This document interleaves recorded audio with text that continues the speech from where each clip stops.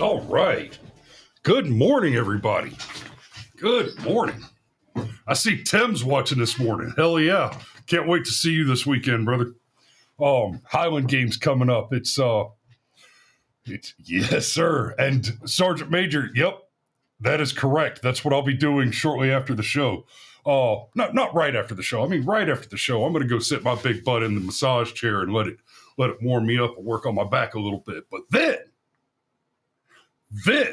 because it's October 15th in the state of Georgia, I'm going to go and vote for Donald Trump today. So, that out of the way, we've got a show for you this morning. We're going to be talking about the Venezuelan gangs, and because it's Tuesday, we got our stock asshole back in business. Good morning, sunshine. Cameron joins us from the recently cleaned, I guess, from the disaster area that is Conyers, Georgia.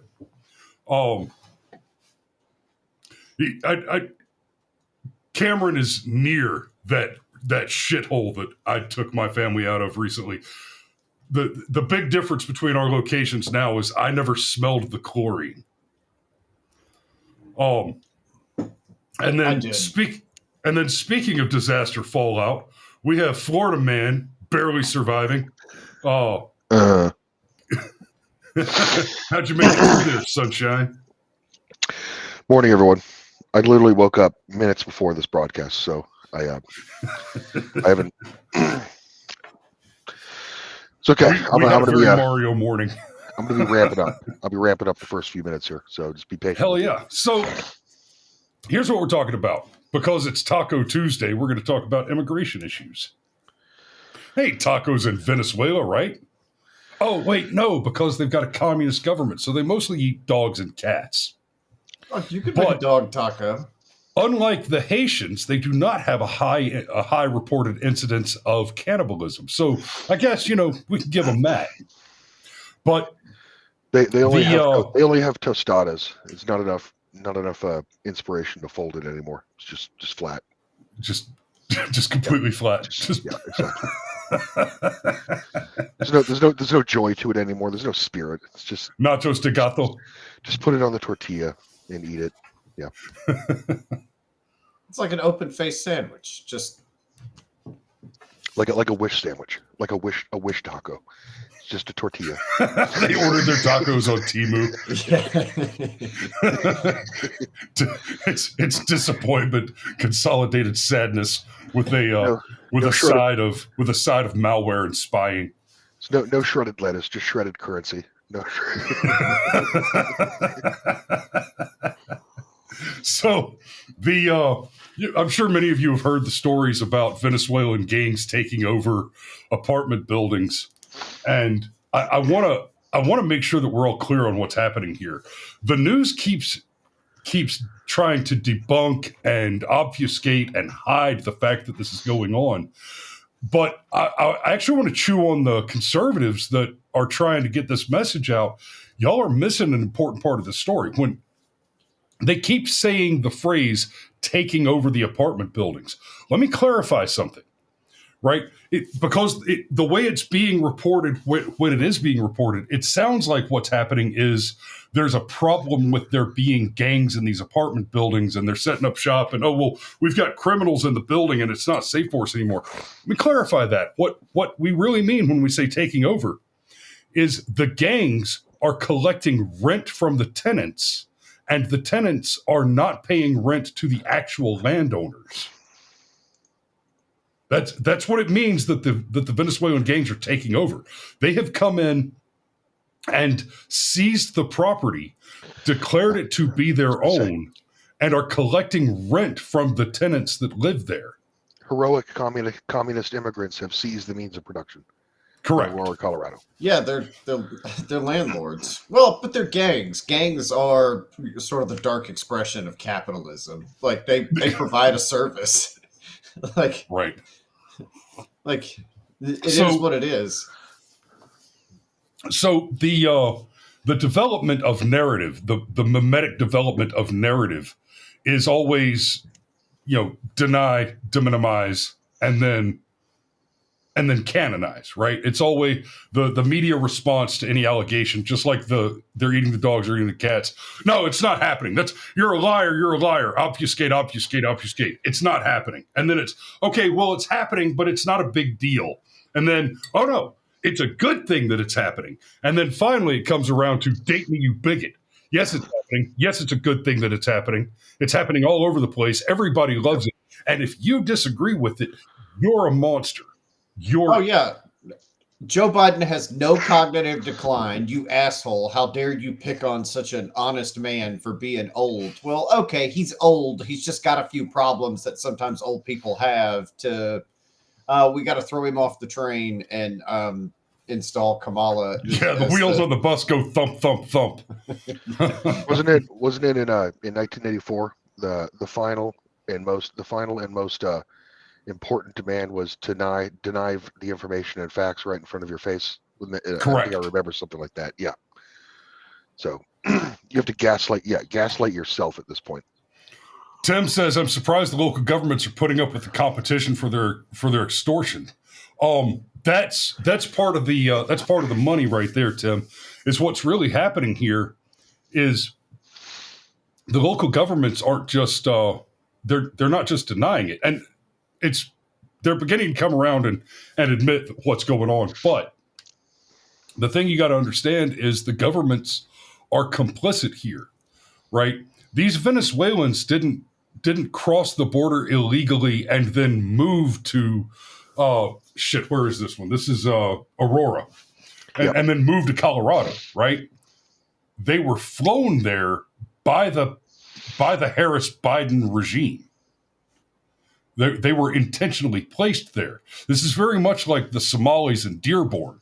They were intentionally brought into this country by the Democrat Party and placed in a strategic location to cause harm and create. Basically, it's a voter intimidation and election interference campaign. Now, let's pull up the first piece of evidence to the original claim that I made that we're seeing the cycle kind of move through. First it's not happening, and then you minimize it, right? So we've got this great interview that happened with. Are y'all ready for this? Oh, Wait, man. Can I make an obnoxious fact check real quick? Absolutely. Somalis are Minneapolis. The Dearborn are just straight Arabs. Thank you. Fair enough. I'm going to stop you. The incidents were limited to a handful of apartment complexes, and the mayor said our dedicated police officers have acted on those concerns. Okay, before let it go. No. I'm going to start it over because now that you've heard that, I want you guys to listen to it again before we get to JD's response and pay attention. She's flustered, right? It's a small number of conflicts. I mean, complex. It's right.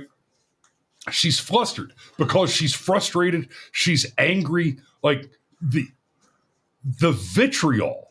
This woman hates J.D. Vance for saying true things, while she is defending active extortion being committed by hostile foreign aliens. Right. So she is pro-invasion. I'm going to stop you. The incidents were limited to a handful of apartment complexes, and the mayor said our dedicated police officers have acted on those concerns. A handful of problems. Only, Martha, do you hear yourself? Only a handful of apartment complexes in America were taken over by Venezuelan gangs, and Donald Trump is the problem and not Kamala Harris's open border? Americans are so fed up with what's going on, and they have every right to be. Yes, they do have every right to be aggravated that this is going on. So let me just present a slight alternative theory. Yes, she doesn't like J.D. Vance. I mean, nobody likes J.D. Vance now, like at least of that clique of people. But I think part of what was happening there wasn't just that she's, pro-immigration or whatever, but I think she was actually panicking because she knew she was on the spot. She knew that she was about to get torched. She knew she was going into this gray area. And Martha Raddatz, love her, hate her, she's been in the media industry for a long time, and she has a degree of credibility. And she knew that it was about to fall off. And she knew that it was about to fall off a cliff. Haggard. No, please help. I'm being raped. Relax. It's just the tip. It's just a couple inches. Right. But I gotta say, like that I listened to that soundbite, and I've listened to the longer soundbite where there's a whole bunch of lead up to it, and then there's a little bit more after it, and she gets even more flustered. Like she actually ends the segment. Well, I just want to reiterate that it's just it's not really that bad. And of course, like J.D. Vance's point was brilliant. Like, do you hear yourself? We're arguing over the degree of the bad thing. And somehow the guy calling it a bad thing because he exaggerates how bad it is the problem. And that just chef's kiss. This is like the idea that there are degrees of murder. You murdered him, or you murdered him brutally, or you murdered him slowly. He's still murdered. Well, it's more like you were accused of like 6 bank robberies, but they could only prove 2. Like, you're still going to federal prison here, okay? Like, once you rob a bank, like, you are a problem. And if you really break down all the different things you could charge these gangs with, extortion, terroristic threats, if they're sending that money over state lines, that's a whole separate set of charges. The fact that they're a criminal organization, that makes this a RICO case.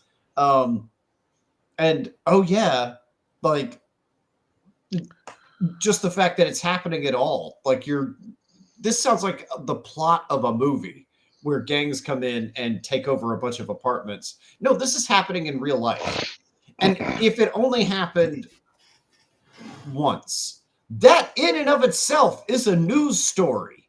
A Venezuelan gang took over an apartment complex? What? So correct. This was an amazing response by J.D. I want to talk a little bit more about the media obfuscation on this. So CBZ Management is the company that owns those apartment buildings, and they have put out this thread talking about what's going on. Now, before we read much of that, I want to talk about a couple things going on here. There are fact checks that are being levied against the CBZ Management Twitter page, X page. Apparently, the page is newly created as of the beginning of October. So they just created a Twitter account, an X account. And it's like, oh, well, these aren't even the legitimate. Yes, they are. Yes, they are. It is legitimately CBZ Management. They're a property management company, right? The company had, why would they need to have an X account before this? Right. So they created an X account just to do that, just to talk about this story and put out the actual information. And then I want to show you guys this, right? they say gangs have taken control of several of our properties in Aurora, Colorado. In an attempt to discredit this fact for political purposes and avoid governmental accountability, some have spread false information about our situation. Let's set the record straight. And this little thimble thing, this little spool thing means that there's a thread. But I want you to see this. There are proposed community notes on this commentary.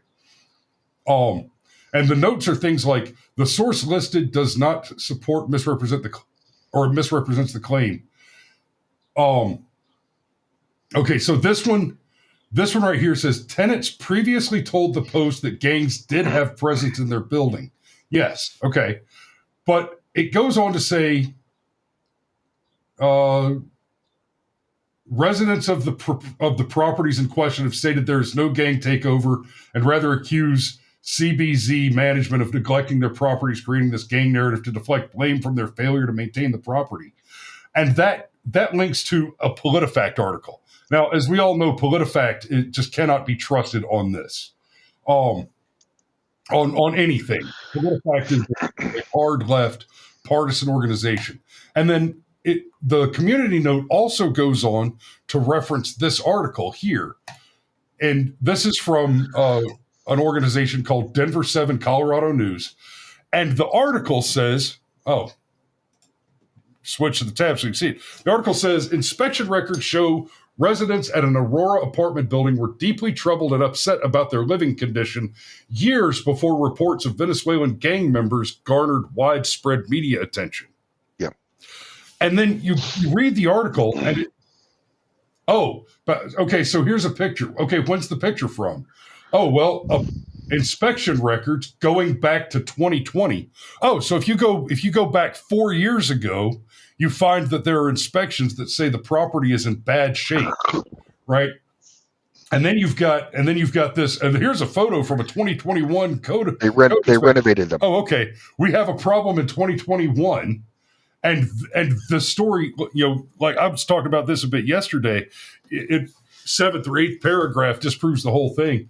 You got the photo from 2021, and the woman says, where is it? The records include dozens of photos. The 112. Damn it, where is it? There it is. The guilt and shame of experiencing how quickly they acknowledge my concerns when there's tenants in Aurora that have had concerns and complaints. Why am I getting the special treatment? It makes me feel uncomfortable.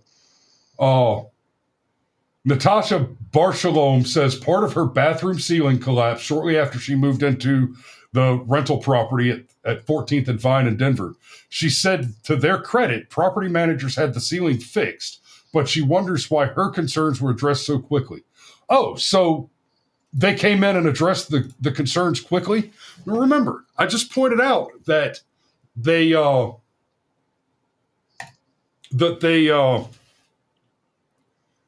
those inspection records are back from 2020. And in here, CBZ is very clear. We started managing these buildings when new owners acquired the Colorado properties in 2019. Oh, so the properties were distressed. The properties were a problem. Correct. And then in 2019, this company began handling the management of the property for new clients, for new owners, and they've gone in and renovated these apartments, right? They're going in and renovating these apartments, and the press attempting to discredit this company and draw attention away from the news statement here is disparaging the company as being a bunch of slumlords, right? I don't know what the exact conditions in those apartments are now. Here we are 5 years after they took over. It may be the case that they're in ongoing renovation and the apartments, some of them are still in bad shape and haven't been renovated yet. And it makes me ask this question, though, because they're trying to make that part of the narrative in order to discredit this company.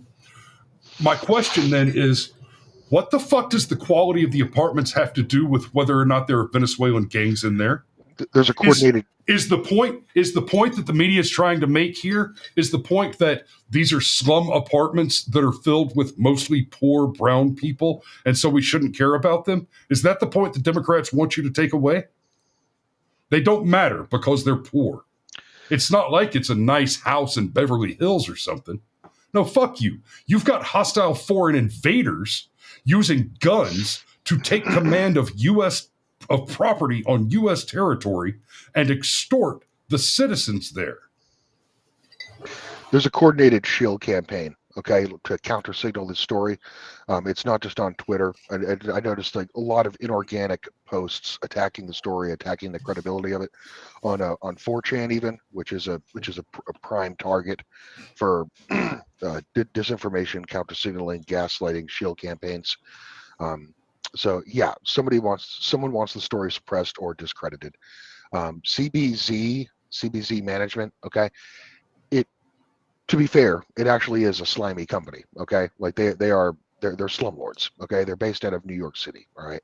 So it's a slumlord organization. You really don't have to say anything else about them. And I agree. It is fair to criticize the company itself, but it's not relevant to the question of whether or not there are Venezuelan gangs. They do own these invading properties. They do own these properties, and they had done renovations on these properties. And now the reason we're touching on this again is the reason we're revisiting this story, doing the follow-up, is because there have been two key pieces of information that have dropped since we previously talked about this. One is that the Venezuelans are in fact collecting the rents, okay, of the tenants. So they have taken over, and they offered CBZ management a deal where they'll split the rent 50-50 if CBZ just shuts up and lets it happen, okay? CBZ, of course, didn't accept that offer and went to the police, and the police will not help them. Think about that. The police will not help them. They will not help CBZ. They will not help any of the tenants of that building. All right. Why? I don't know. I understand it's a sanctuary state. I understand that there's local, immigration, legal or otherwise, like protections in place where, but I mean, think about that. You can be removed from your property, okay? And you can call the police, and the police will not help you. What are you supposed to do then? Pew pew. You're asking the wrong question. The fact is this: these gangs are essentially the enforcement wing. They're no different than BLM or Planned Parenthood in this case. They are a mechanism of the DNC. They're the enforcement wing. They are the Stasi. They are the brown shirts for the DNC, alongside your Soros prosecutors and your BLM activists. These are the intentionally violent arm of the communist takeover. Well, this isn't exactly politically advantageous to the left. I mean, No. so are we? Another scary ass question: Are we beyond the vote at this point? Is it? Well, I'm sorry. Are they just revealing that it doesn't matter who you vote for? Hold on. This is politically advantageous to the left, because white flight is a thing. You can make a state bluer by simply putting monsters in it and running the decent people away. Especially like right after the census was completed, and there'll be no apportionment for representatives for at least for like a decade. So Correct. yeah, it's a safe time to do it. Always and commit for your the next genocides decade, after the census. And for the next decade, the Democrats fought tooth and nail to prevent the question of citizenship from being added to the census back in 2020. And so for the next decade, they are going to work hard to put as many hostile foreign invaders, especially in the redder states, so that they can, especially in the bluer states, so that rather than try and shift red states to blue, they just have more electoral college votes in blue states. Because this happened in 2020. Illegal immigrants may not be actually voting in the election, but they are counted on the census. That gave an extra 7 or 8 electoral college votes to California. It increased the voting power of the state. And so effectively, those immigrants, whether they show up and cast an illegal ballot or not, they in effect get a vote. if you get a Democrat governor and a Democrat attorney general, you're toast. Like you literally you have lost the ability to redress your grievances in such a state. Correct. And then all you can do is spend your tax concerned money. And then all you can do is spend your tax money on a state-funded department whose sole mission is to clean human feces off of your sidewalks. That's why Pennsylvania terrifies me, because it will take federal intervention to stop them. It will take national action to stop that state and its 19 electoral college votes from being taken from us forever. Anyway, I don't know, man. I'm sure you've heard the whispers that are like, maybe Kamala should have picked Josh Shapiro. Like that's, and I realize that's a separate show and a whole different rabbit hole. But another just quick little rabbit hole with regard to Pennsylvania. Scott Pressler's out there. The work that he's doing in Pennsylvania, registering hunters to vote, getting the dude. This dude has the Amish doing freaking parades in their horse-drawn buggies with Trump flags, and a lot of that has to do with the partnership that he has with RFK Jr. because of the whole "Make America Healthy Again" campaign. Scott Pressler's going around to the Amish and saying, "Hey, these Democrats want to further criminalize things like raw milk and organic farming. They want to take your livelihood from you." Well, I mean, none of that. Ultimately, none of that matters when they can just roll in at 3 a.m. in Philadelphia in an unmarked van, thousands of votes that they just took right off the press. So. Yeah, go to bed. Trump's up by 100,000 votes. Wake up in the morning. Trump's down by 100,000 votes. It's like, wow, that was interesting. So I know this isn't Firearms Friday, but golly, if you ever needed a reason for just having people be armed, if even 25% of that apartment complex is armed, does the Venezuelan gang take it over? I think if armed citizens actually if they actually used firearms to address the problem, then the police would get involved. 100%. Yes, ironically, as soon as the lead starts flying, then the cops get involved, and it's real hard. Well, look, we tried to call the cops, and you guys were losers about the situation. And but don't derail me. I'm actually trying to say something, Chris. Go.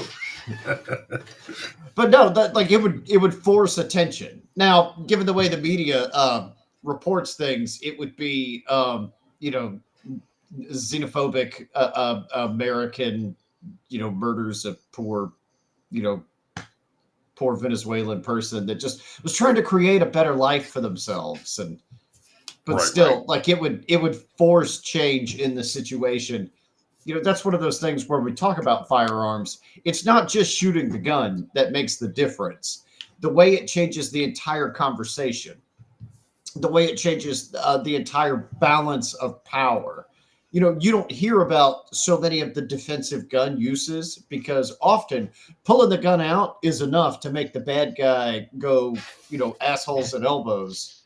And that's what would happen here. Like they come in, like seeing those guys walk up the stairs in those videos, like all of them being armed. It's an intimidation tactic. When there's nothing you can do. Yeah, like that. When there's nothing you can do, nothing. Well, you're just going to capitulate. Well, suddenly if you have an option, like they don't come rolling up the stairs because now you're in a narrow corridor. It's really easy to just get picked off. And it's important to understand, like you guys are talking about the cops not doing anything. When the police refuse to intervene, and actually enforce the law, what they are doing is they are protecting the criminal. Because as a law-abiding citizen, you are hesitant to draw your weapon and deliver justice. Because you know that the police, because you're a citizen, an otherwise law-abiding citizen, and you don't have a gang to back you up and murder all the police the way that these Tren De Aragua will do, that the police will come and arrest you for murder, even if it is clearly the case that they drew a weapon and you were defending yourself. You will be arrested and charged with murder. And even if you successfully defend yourself in that case, even if you successfully make your self-defense case, you will now have been ruined.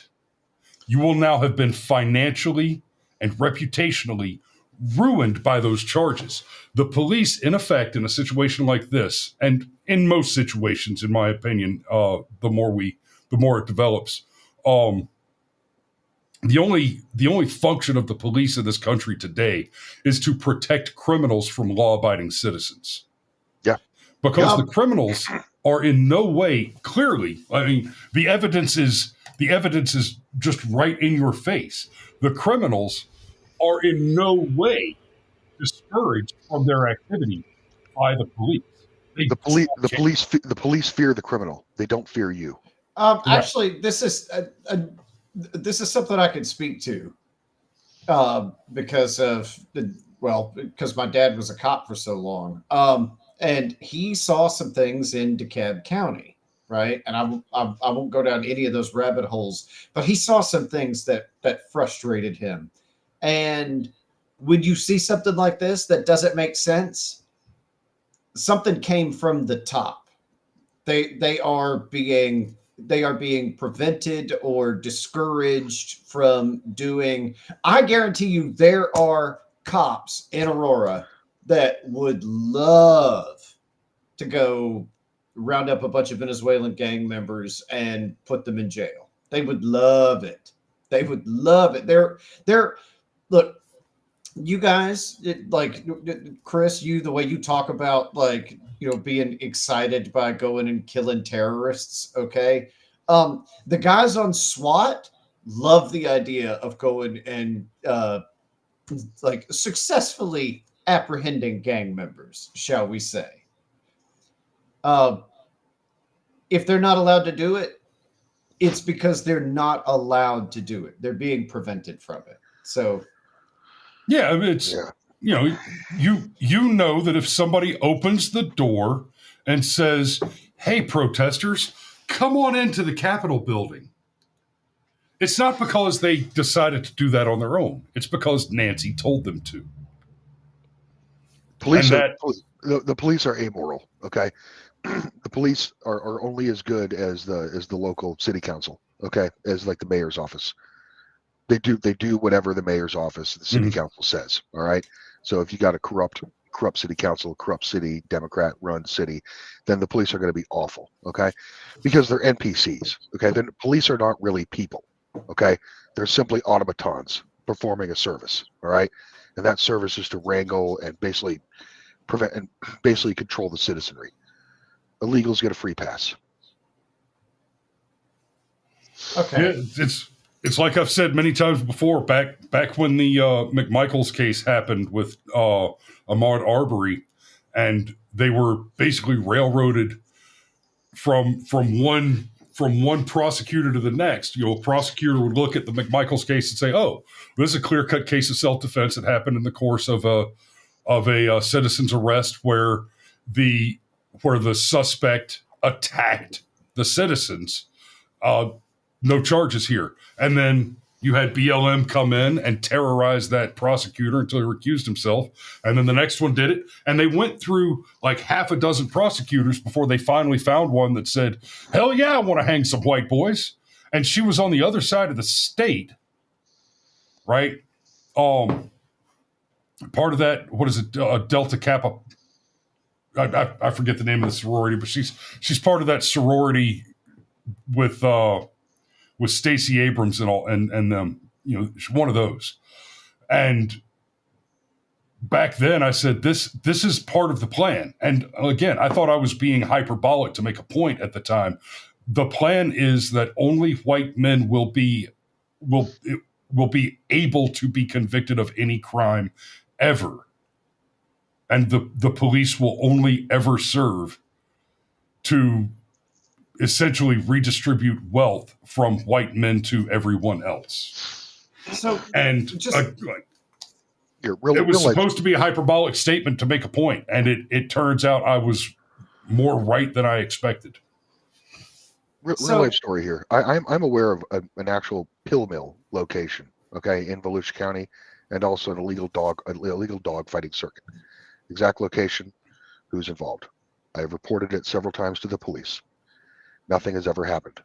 But I know that if somebody called the police and made some report about me, saying that I assaulted them or whatever, I know that the police would come and go hard on me. That's the fact. That's what I can't stand. Yeah. That's why I've lost all loss of faith in institutions. Right? It's local too. It's not just federal. So that's my grief on the subject. So one thing I just want to really touch on, because we're getting late, and I just want to make sure that it gets hit.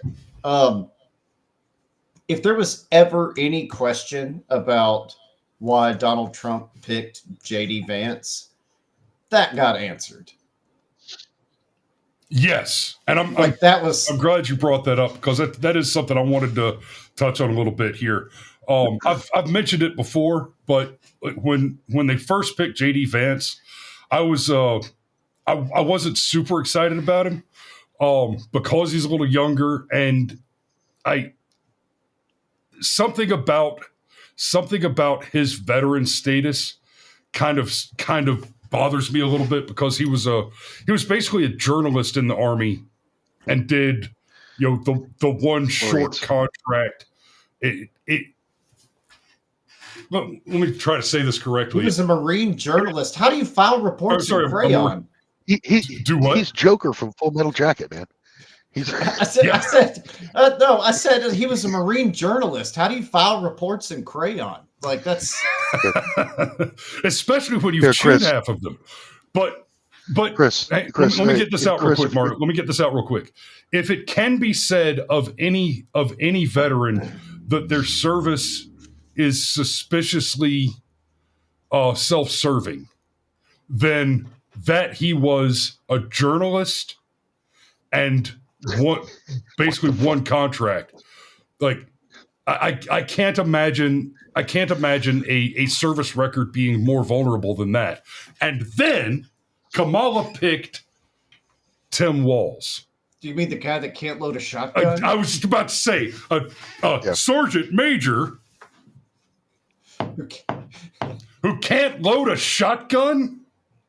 Like, I was pretty hard on Tampon Tim when we found out that he lied about his service record. He abandoned his soldiers. He's a knucklehead. He abandoned his men. When I went to Afghanistan, I didn't get orders right off the rip. Hey, you're deploying. It's time to go. What I got, because my wife was pregnant and we were about to have our first kid, and I had a certain reputation, my commander and first sergeant and my battalion commander and sergeant major, the four of them brought me into a room and they sat me down and they said, "Hey, Lowry, we know you're about to have your first kid and we're about to go downrange. It's a tough spot to be in.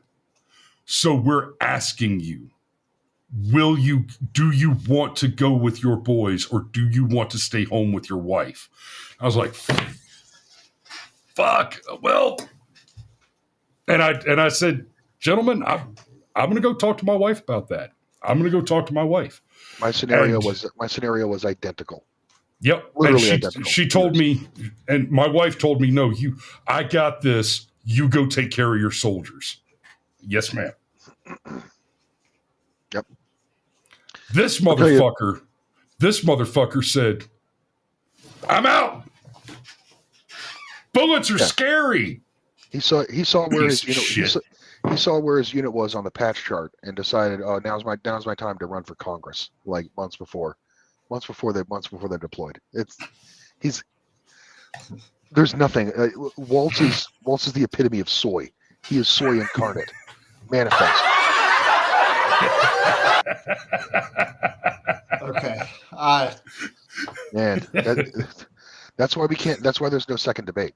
That's right. That's why. Correct. Okay. Anyway. Oh yeah, he was absolutely devoured.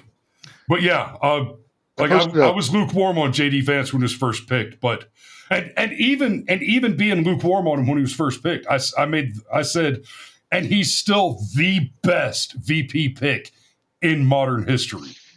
And I'll double down on that all day. I'm very impressed with how J.D. Vance has performed thus far. He is an absolute masterclass in how to handle a hostile media. Well, I posted a meme on Signal if you want to bring it up. That meme alone made J.D. Vance worth it. Oh. Well, J.D. Vance he represents everything that they hate. Not only is he... Oh, see, we can't see the bottom of it. Oh, yeah. That's sad. There we go. There you go. Yeah, that's solid. He's everything that they hate. Like, he's somebody that has had a ton of success in life. And he started out as somebody that didn't care for Trump. And then, based on the evidence, was persuaded that Trump was the guy. And now he's fully on board the Trump train, so to speak. And like, there's a good chance that in 2028, J.D. Vance could be the president. Yes. And they can't stand it because if what he does is inherit the Trump legacy, so to speak, and he's the combination of the Trump policies, but the smooth talking politician that can just eviscerate the Martha Raditzes of the world, they can't stand him. Like, it's basically, if Mel Gibson doesn't try to primary J.D. Vance in 2028, I'm voting Vance. Stock asshole. Yeah, I mean, maybe Cheeseburger's correct. Okay, he's an excellent lackey, which is all a VP needs to be. Yeah, that's solid.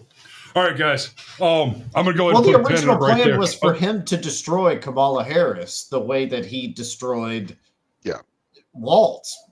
Yeah, but they had to bring in a ringer for Harris because, I mean, there's just not much left there to bottom out. Somebody already beat the tires off of that bitch. Yeah, damn son. No, apparently she's really good at being a bottom, Chris. Like, that's a critical loss of elasticity. Okay, that's I can't have that in the Oval Office. Oh no, political prolapse. First of all, that would be the Oval Orifice, and apparently, if you're willing to do Kegel exercises, there's no limit to what can be done. Okay. I like it. Well, ladies and gentlemen, this has been Taco Tuesday discussing current illegal immigration. Wait, no, seriously. Apparently, if you Kegel hard enough, you could remove a condom with that part of your body.